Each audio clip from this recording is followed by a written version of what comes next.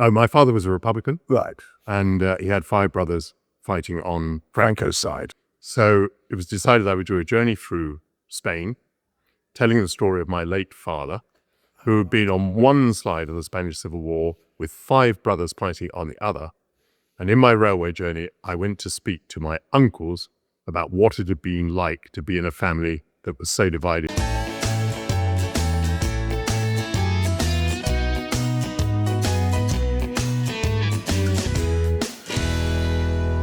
Welcome to Calling All Stations, the transport podcast. I'm Christian Walmart, an author and journalist who has covered transport for the past 30 years.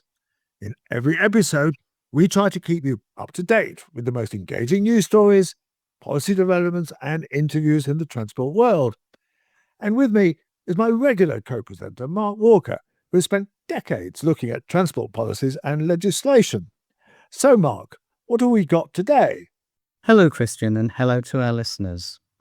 Firstly, today, we're off to Wales to hear about the exciting developments in the new railway investment strategy for the nation.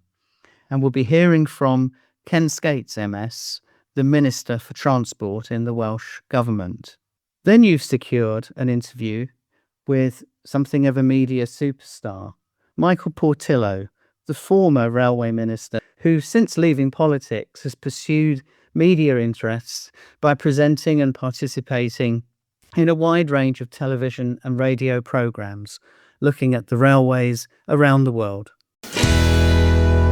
Loyal listeners will know that in the Calling All Stations podcast, we've several times explored the distinct transport policies which are being pursued by the Welsh Government, with particular relevance to the proposals and changes that have happened in the railways. A big announcement was made in February of this year, when in fact the Prime Minister travelled to Cardiff to support the launch of a strategy paper called Today, Tomorrow, Together, a vision for rail across Wales and borders. Christian has been speaking to Ken Skates, MS, who's the Cabinet Secretary for Transport and North Wales in the Welsh Government, about these proposals and what they could mean for the future of transport in Wales. Quite a lot has been happening in Wales over transport, with several important initiatives.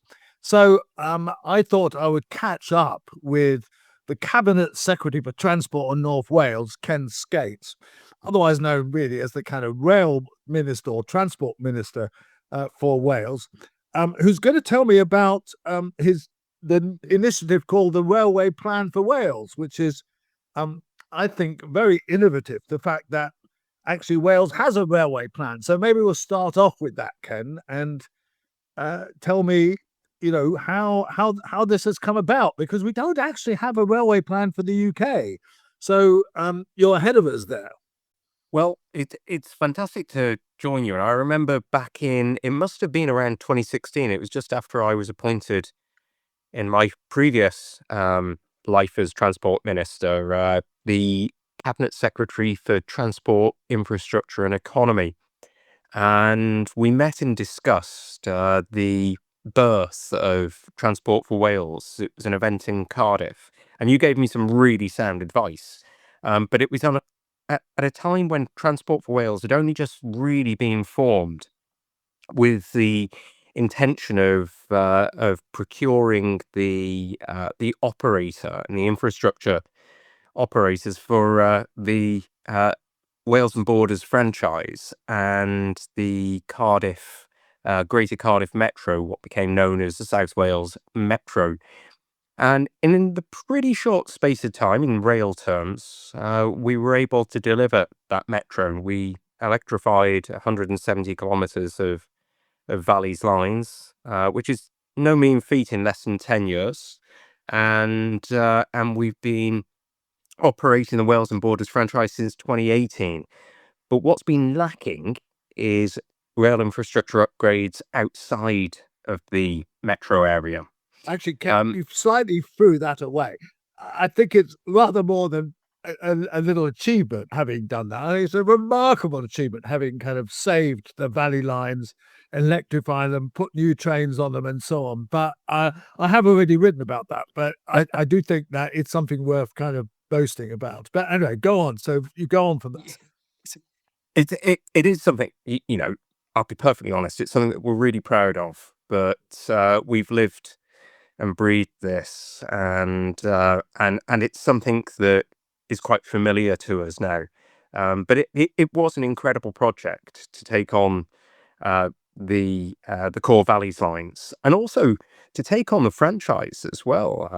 At the time of Carwyn Jones being First Minister, he was the person that drove the need for Welsh Government to take control of the franchise. He was the person that drove the need for us to create the metro out of the core valleys lines. And at the time, he was negotiating with a government at Westminster that was suggesting that we could only operate trains up to the border.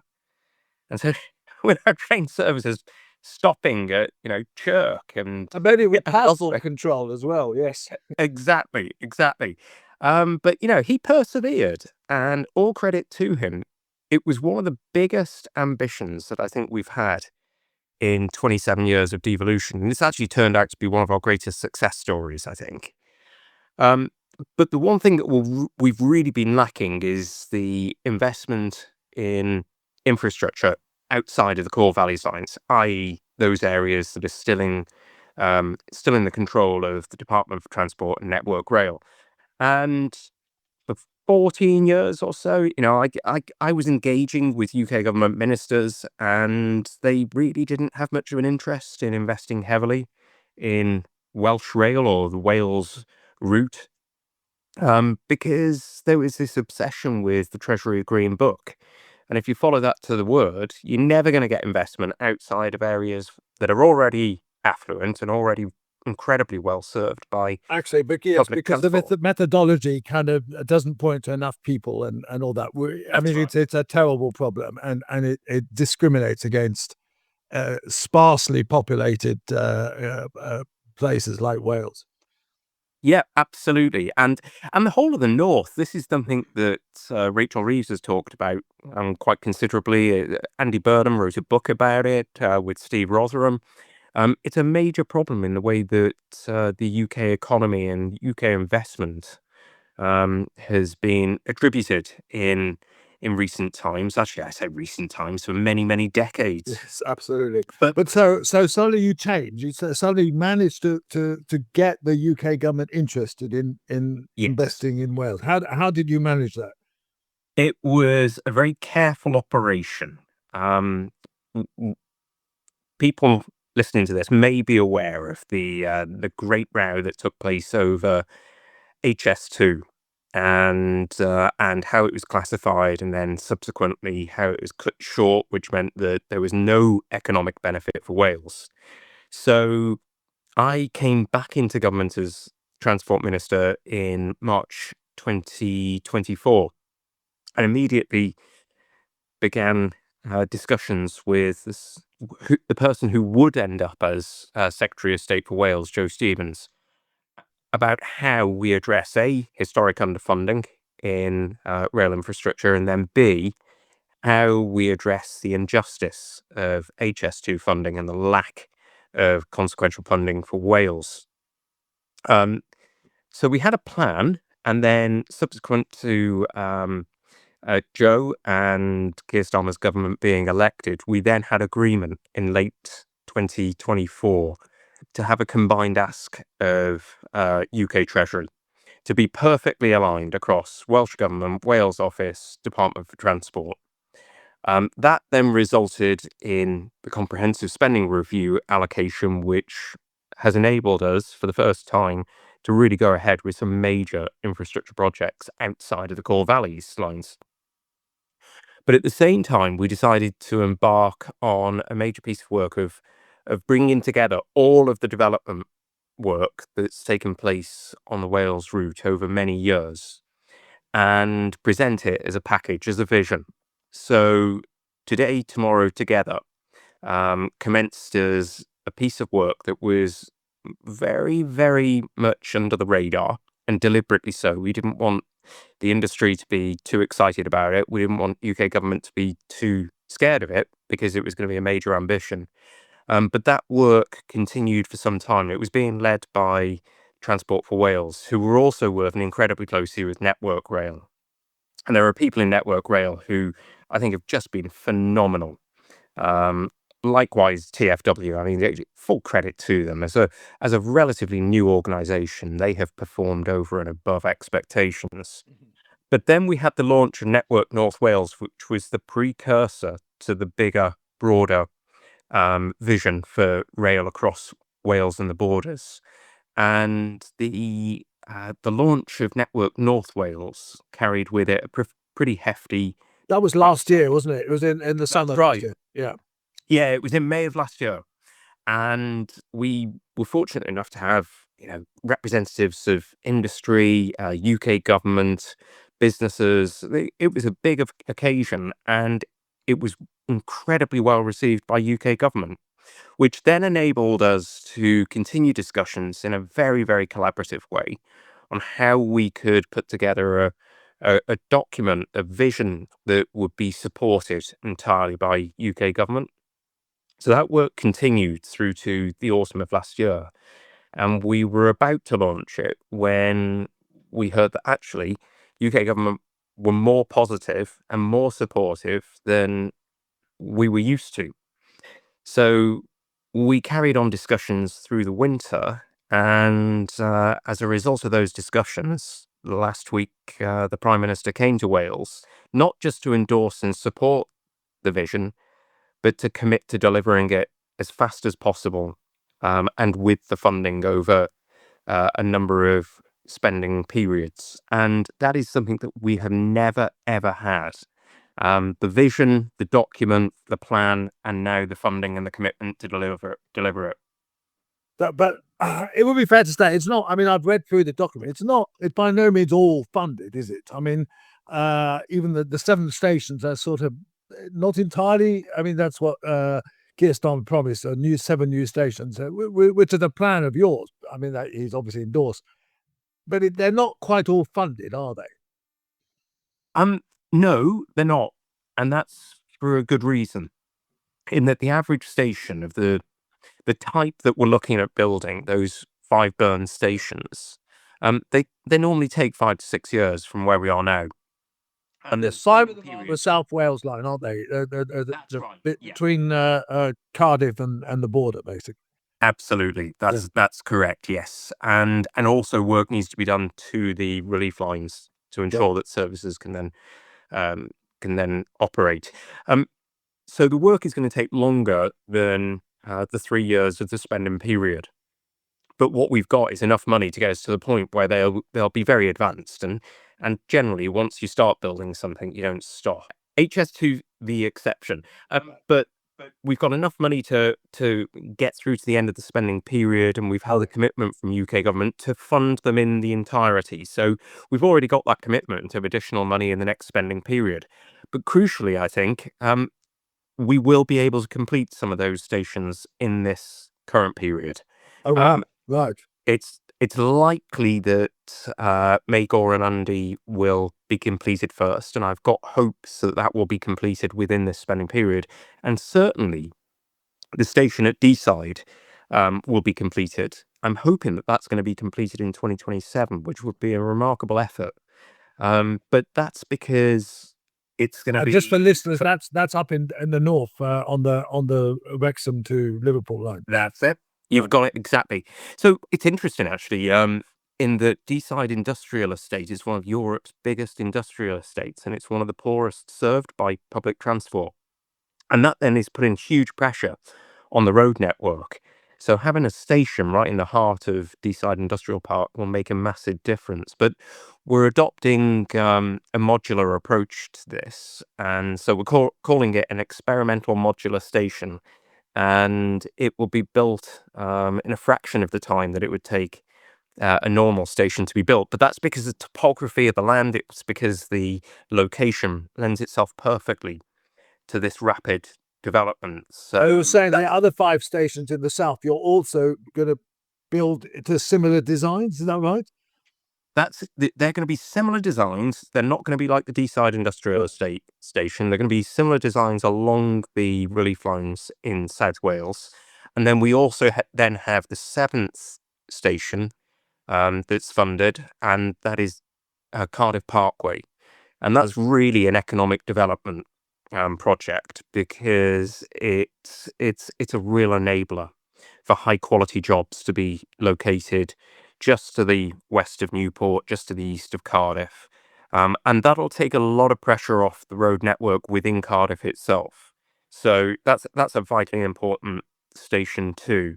And then also within the spending review, we had money allocated for improvements on the North Wales Main Line, which are going to enable us, and the work has gone incredibly well. It will enable us to operate 50% more trains on the North Wales Main Line from this May, which is a pretty unprecedented uplift in the north. I seem to remember the Tory government promised electrification of the North Wales line. Is that not happening? I'm afraid that was a joke at an announcement. So if we go back to when Rishi Sunak made that announcement, I have it on good authority that DfT weren't even aware that he was going to make that announcement. And subsequent to making the announcement, nobody then asked Network Rail to do any work on it. So it was a promise from the leader of a dying government that was shortly to be replaced. Okay. However, Yeah. but importantly, electrification of the North Wales Main Line is in our £14 billion vision and our plan for rail in Wales. The critical difference between what was touted in the past as electrification and what we have in mind is that we're going to learn from the investment in the South Wales valleys and implement a scheme that will see discontinuous electrification. Because this huge, enormous cost to electrification is existing infrastructure that needs to be moving rebuilt. the tunnel, cutting below the tunnels and stuff, all that kind of stuff. Yeah. Exactly. So in the metro area, we've got we're going to have the electric trams, and then we've got bimodal trains, and we've also got the trimodal trains, the as they're called, the flirts, and so we've got the experience, proven experience, and the technology to be able to develop discontinuous electrification for the North Wales Main Line, and that's one of the major projects in our vision. Okay, so the railway plan also contains kind of improvement to some of the lines, doesn't it? So the Marshes line and some other lines as well. I mean, is that for longer in the future, or will some of that get done in the next 3 or 4 years? Well, the plan in its entirety will take us through to 2040 or 2044 if rail does tend to take a little longer than you plan. But that's helpful because we've just declared that we want to be part of the bid for the 2040 or 2044 Olympics with the North of England. So it gives us an end point for the entire package of projects. Now, on the lines, work is already underway on the Wrexham to Liverpool line, and that's taking place at Payswood. That's really important because you've got freight that is effectively holding up passenger services at Payswood. That work is going to be completed relatively soon, so in this spending period, and that in turn will enable us to operate 2 reliable services per hour between Wrexham and not just Bidston. We're looking at Wrexham through to Liverpool, and that'll be with battery technology. So that's a game changer in terms of movements of people between some of the biggest employment zones in the UK: Liverpool, Deeside Industrial Estate, Wrexham with the biggest industrial estate in Wales. And then work is also underway on the Cardiff, on the South Wales relief lines, and work will also get underway on the Corriton line as well in Cardiff. Longer term, you're absolutely right. We're looking at electrification of the Marches line. We're also determined to deal with congestion at Chester. Now, a lot of my colleagues don't understand how important Chester is to rail in Wales. And I keep saying, okay, there's a border, but Welsh interests don't end at that border. There's no slate curtain there. And if we're going to get more train services in and out of Wales, we have to deal with the congestion problem at Chester. So we'll be doing just that. And then we're also going to be integrating Northern Powerhouse Rail with Network North Wales. And at the same time, we're going to be improving the Marches line, as I say, the Cambrian line, the Heart of Wales line, and we'll electrify through to Swansea. And in that area there, Swansea Bay, we've already got an established plan for a Swansea Bay and West Wales Metro. What Keir Starmer, the Prime Minister, announced last week was that we've got the backing of UK government to deliver it. So you really see railways as very important for the wider economy of Wales. Because as you say, if you just look at it from a treasury point of view, they say, oh, it's not worth it, not enough people, not enough benefit, cost ratio, not high enough, and so on. But you see railways as a vital kind of infrastructure improvement for Wales and vital to the economy. Absolutely. My view is, if you truly want to level up, build tracks and invest in skills. They're the two big things that can really transform a region.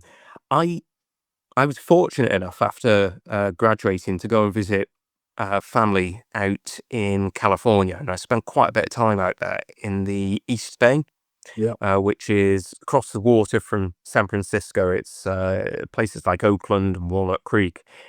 And out there, the investment that was made in what's called the Bay Area Rapid Transport has been... BART. Yeah, BART. Amazing. So communities that once were left out, isolated, are now connected right through to San Francisco, to beyond to San Jose, to the airport as well.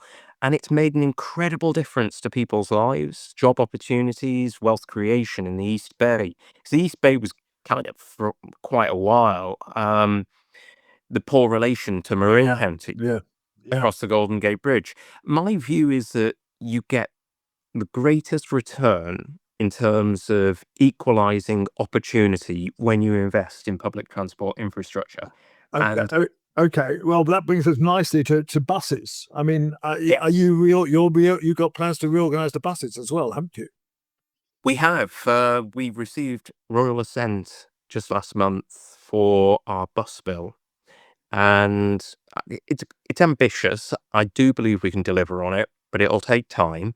And the bus bill essentially enables us to take control of the entire bus network in Wales. There's a Manchester type kind of arrangement, is it, like the B? That's it. Yeah. And Transport for Greater Manchester have been incredibly helpful in supporting us. And actually, the new chair of Transport for Wales is Vernon Everett, who is one of the most experienced people in Europe in this area. So we're really well placed to deliver a network that meets passengers' needs over profit. And would you view this as an integrated? I mean, like where there isn't a good rail service, you might put in a bus service, or where there isn't any rail service. I mean, as far as the network is concerned, we're not going to distinguish. We're going to have one network. Right. And that network will combine rail, it'll combine trams, it'll combine what we call Traws Cymru, which are express bus services. We're just going to have one network, one timetable, and one ticket. Complete integration. Right. And it's a major ambition. It will take time. We're going to start with the southwest of Wales next year, franchising of bus services, and then we'll move to North Wales, Southeast Wales, and Mid Wales. Oh, you divided it into regions, haven't you? Yeah. Yes, yeah, and that's really important, because what we can do with the regions is work very closely with each of the councils, because some councils have, even in the depths of austerity, maintained a subsidy for bus services, and we're determined to ensure that those councils that wish to invest in bus services are able to do so for their area. So designing the network on a regional basis is very important. We've also pledged, this is a political point, but we've also pledged as a Welsh Labour Party to introduce a £2 fare cap, and we've learned from other areas. We've introduced a £1 fare cap for young people, and that's proving to be incredibly popular. But the fare cap will only go so far. The big difference is made to bus transport when you increase the network itself, when you have more services, more routes. So we're also pledging to introduce far, far more routes, and it'll be on the basis of what people tell us they need. We're also going to be using investment zone money, where we have investment zones, to introduce bus services that specifically connect communities where there are high levels of economic inactivity with our major employment centres. So an example is Wrexham Industrial Estate, which is very poorly served by public transport at the moment. That will have dedicated bus services which will operate to and from some of the most deprived communities in Wrexham and some of the areas where you've got the highest level of economic activity. And how will this be funded? Because buses are expensive. They are expensive. So part of it, where we've got the investment zones, it'll be investment zone money. But also outside of those areas, it's going to be Welsh Government money. So we've already spent in this Senedd term around £600 million supporting bus services, but we've had no control at all over the network. So we'll be able to use the money in a way that designs the network to meet the needs of people who have been, frankly, left isolated. Okay. Well, we're slightly running out of time. So I can't resist, Ken, just asking you about the 20-mile-an-hour zones and whether you're sticking with that, whether you see it as having been successful. Statistically, it seems to show that lives have been saved. Are you sticking with it? Yes. Statistically, we are quietly confident that the trend downward in terms of serious injuries and fatalities has been accelerated as a result of this measure. Right.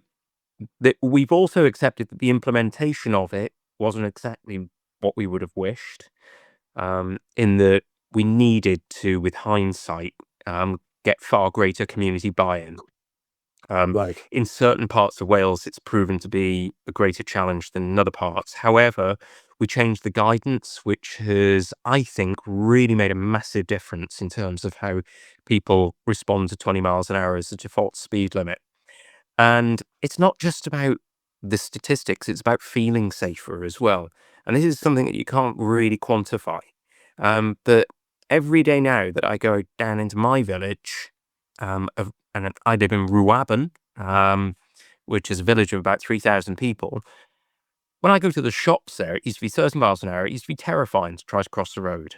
And I'd see children there and my heart would be in my mouth. And now, because of 20 miles an hour, it feels safer. It is safer statistically, but it also feels safer. And I think that's made a major difference in terms of the quality of life that people enjoy in built-up areas. I spend a holiday in North Wales every year and around Barmouth, and I did notice driving through Barmouth and walking in Barmouth that actually it did feel better, and it felt safer. But that was a little bit area where you can speed through if you wasn't a limit, and actually I think it made a big difference, and people were obeying it. I thought most people were obeying it. Actually, nobody was honking at me from behind. So, well, Ken, I can't thank you enough for that round tour of your policies. It's great to have you on, and maybe we'll come back in a year's time and see how all these rail schemes are progressing. So, thank you very much. Thank you so much. It's an absolute pleasure. In our previous episode, Christian spoke at length with Gerald Corbett about his new book describing his time as chief executive of Railtrack.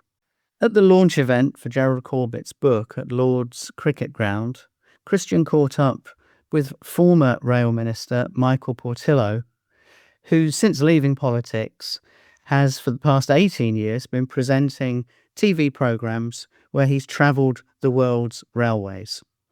Christian asked Michael where this interest began.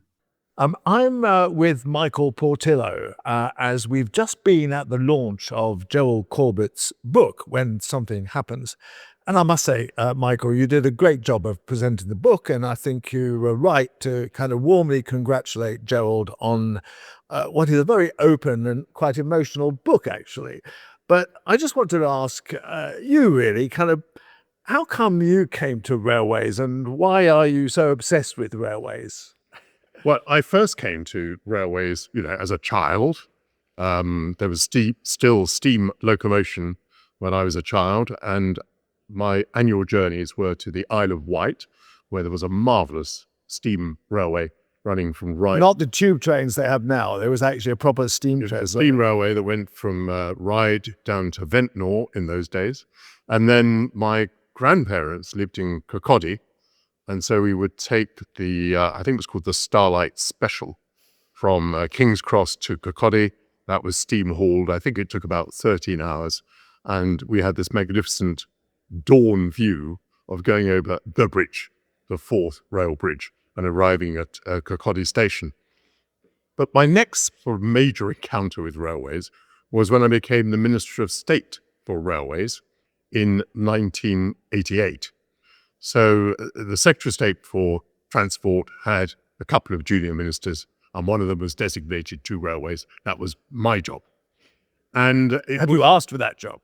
No, I have not asked for that job. When I took it over, by the way, my predecessor was David Mitchell, and he was very sorry to be leaving the job, but he very generously, did a sort of debrief.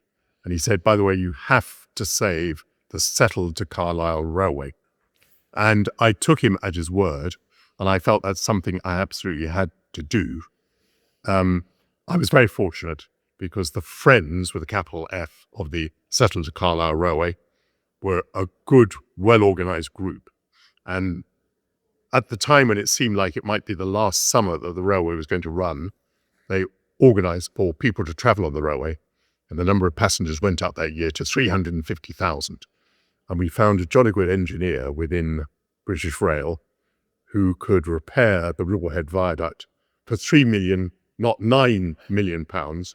And so, with the fare box rising and the repair costs coming down, we managed to save the Settle of Carlisle Railway. You've taken the steam out of my question, because I was going to ask, did you really save the Settle to Carlisle Railway? But I didn't realise you actually took the job with that in mind. Is that right?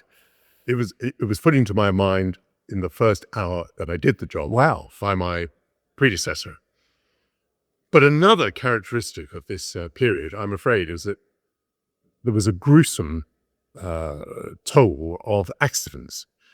Just before I took over, there was the King's Cross fire. There was, in a different sector, there was the Kegworth air disaster. There was the Townsend-Torriston ferry. And when I came to be the Minister of State for Transport, we had the Clapham Common disaster, Purley, and Milngavie. I was rushing from accident to accident. So you mentioned this in the talk, three disasters in the space of a year or something. Yeah, maybe nearer 2 years. Yeah, right. And so we've been talking this evening to Gerald Corbett, who was the chief executive of Railtrack at the time of the Ladbroke Grove and the Hatfield disasters. And I'd known Gerald since Cambridge. And when he told me he was taking the job, he said, what advice do you have? And I said, make sure you know what you're going to do when there's a rail accident. And you paid tribute this evening to Gerald. You said he did behave extraordinarily well when there were these terrible accidents. However, when there are two accidents and you're the chief executive, you're very likely to carry the can. But as Minister of Transport, you weren't blamed for, or Minister of Railways, you weren't blamed for those crashes, were you? Or did it, or were you? But this was the days of British Rail still, so you didn't actually, you didn't get the blame for that? I didn't get the blame for it. I mean, obviously I was extremely upset about it, and I wanted to know why they were happening. I mean, as actually with the two disasters we've just mentioned, Ladbroke Grove and Hatfield, the causes were extremely different from one accident to another. However, I mean, it wasn't good that there were fatal accidents, really rather frequently.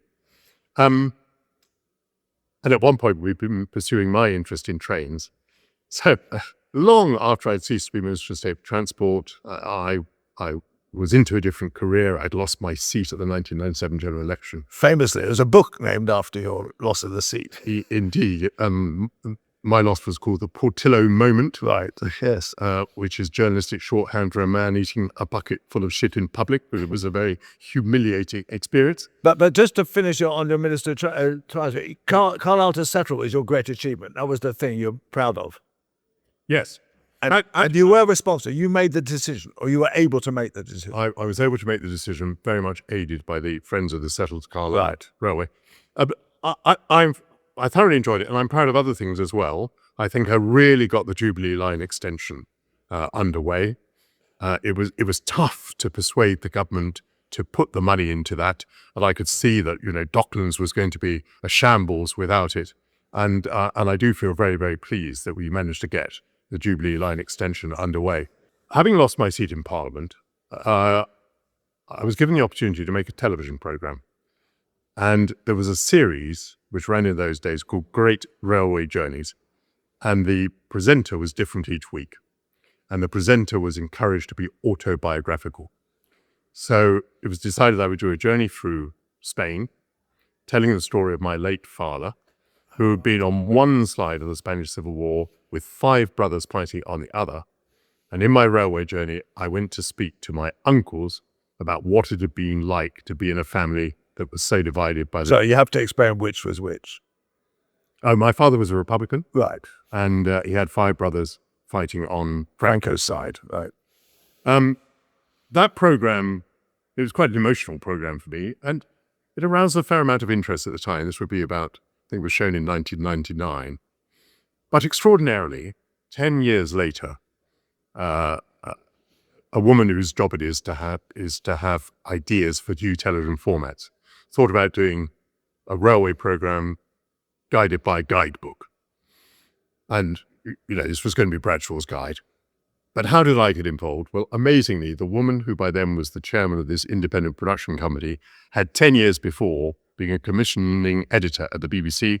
And she said, if you're doing a program about railways, I saw Michael Portillo 10 years ago do an emotive program about his dad. Let's get him. And this is the role of chance and serendipity in life. Which you mentioned in the talk, and you're quite right. We've all had luck and bad luck, yes. I've now spent 18 years making these railway journeys on television. I'm better known for that, I think, than for my political career, or at least I think I probably like to think that is the case. Definitely. And I'll go a stage further and say, my father's life was transformed by the Spanish Civil War. He had to leave as a refugee and live in Britain where he didn't speak the language. He didn't have qualifications that were valid here. But actually my life has been determined by the Spanish Civil War as well, because if I hadn't made that program back in 1998, shown in 1999, I wouldn't have spent the last 18 years making programs about railways. And you've enjoyed it. Presumably you do it year after year. You must have enjoyed every moment of it. Every moment. And I have to ask you this, because people always ask me this. What is your favourite railway? Oh, I think it's invidious to say what is one's favourite railway. I find I'm always impressed by the thing I've done most recently. And I've just come back from filming a new series in New Zealand, where I went on 5 heritage railways, all of which I would say are absolutely top-notch scenically. Wonderful railway experiences. So let me off with that answer, if you will. Okay, and so your next series is, as you intimated me, that's going to be on New Zealand railways. It's going to come out when? The next series that you'll see on television is Japan, Korea, Uzbekistan, and a few European journeys. And New Zealand, I fear, will probably have to wait until 2027. All right. Okay, just one political question, because the state of the Tory party. If you were still a politician, would you be in the Tory party or the Reform Party? Or maybe some other party totally? I have become absolutely non-party political. I don't belong to any party. I never will belong to any party again. And when the general election comes, I shall decide how to vote. Okay, thank you, Michael. That is a terrific interview. So kind. Thank you. Thank you very much, Christian. Here's Christian's final thought from the departure lounge.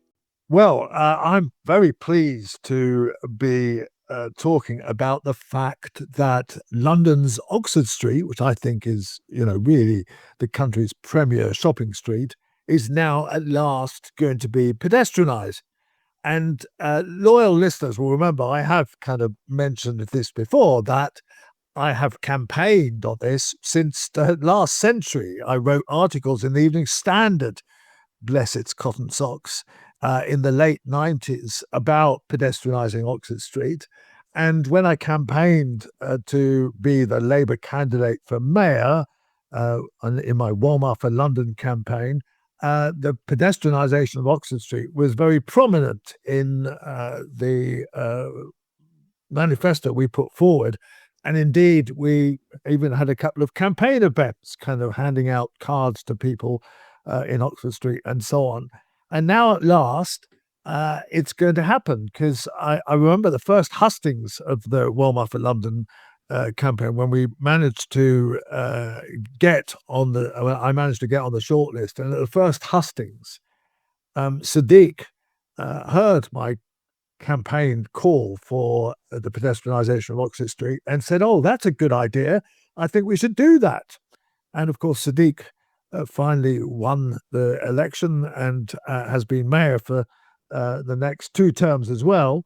And now at last, thanks to the two things, thanks to the fact that Westminster at last went Labour, Westminster Council, in which half the street is in, went Labour, and that helped him. But also, he created a special development corporation that is now responsible for the street. And that means that he is able to channel some money into the pedestrianisation and indeed bring it about. So from September, at least half the street up to Oxford Circus, between Oxford Circus and Marble Arch, will be pedestrianised, with hopes that the other half will eventually also be pedestrianised. And I think this will be great for London's economy and great for London more generally. I think it will become a great tourist attraction because Oxford Street has declined in recent years, and at one point had all these kind of American candy shops and was really beginning to look very tatty.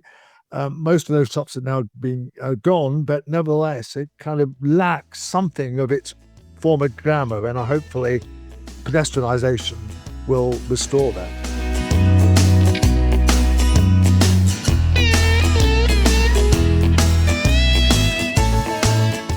Thank you for listening to Calling All Stations, the transport podcast with Christian Warmar, which is produced by Cogitamus Limited, a leading provider of public affairs consultancy services in the sector. We hope you've enjoyed this episode. If you have, please do consider giving us a 5-star rating with whichever platform you use. Do follow us on social media. You can find Cogitamus Limited, Calling All Stations podcast, Christian Warmar and Mark Walker across a variety of platforms, including LinkedIn, Instagram, Facebook, Blue Sky and X.